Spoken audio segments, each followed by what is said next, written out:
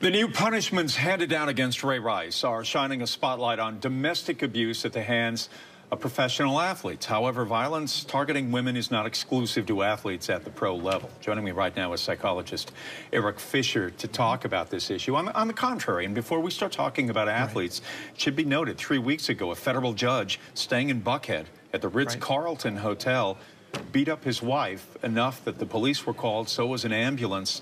So this is not, this is not the domain of athletes entirely. Right, and I want to make that clear, too, that, to be fair, there are many, many gifted athletes out there who treat people with honor and respect and dignity, and they know the difference between when they're on the field and off the field.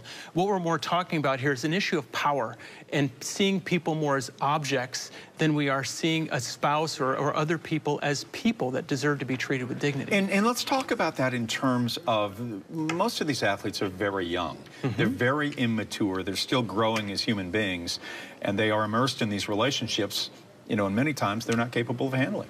Well, many elite athletes have been coddled and have been given extra special treatment all the way from their childhood years when they were showed talent all the way up through high school, through college. So my belief is that we not only have to look at helping people in the NFL to see that this is a problem, but going back to high school and the NCAA and them adopting policies against dating violence or dating violence in college and domestic violence, because athletes also get married in college, and these patterns begin long before they turn pro. These are issues of gender, trying to understand how to circumvent these kinds of periods of rage and then reacting physically as opposed to trying to rationally decipher what issue you may have with your partner or your loved one. Right, and a lot of it is about ego, because so much of our ego is fostered in an athletic environment. Well, if you never develop strength or confidence outside of your profession or outside of your skill set, then you don't know how to deal with situations. So you often deal with it through protective emotions like anger, rage, and hatred. Now, people might say, how is anger, rage, and hatred protective against somebody who you're hurting, who's less advantaged than you or smaller than you? Well, because it's about protecting my sense of self and showing I'm more powerful than you, even if I don't feel more powerful. Well, you're talking about being a narcissist is what I hear here. And that's not just privy to athletes, but that's in attorneys, that's in judges, that's in television anchors, that's in all kinds of occupations across the spectrum. And these issues of domestic violence oftentimes are very much closeted. It is, and that's the most tragic secret that we have. What, to me, the concern is about what the NFL did is they taught people, when you're found guilty of doing this, we're going to kick you out.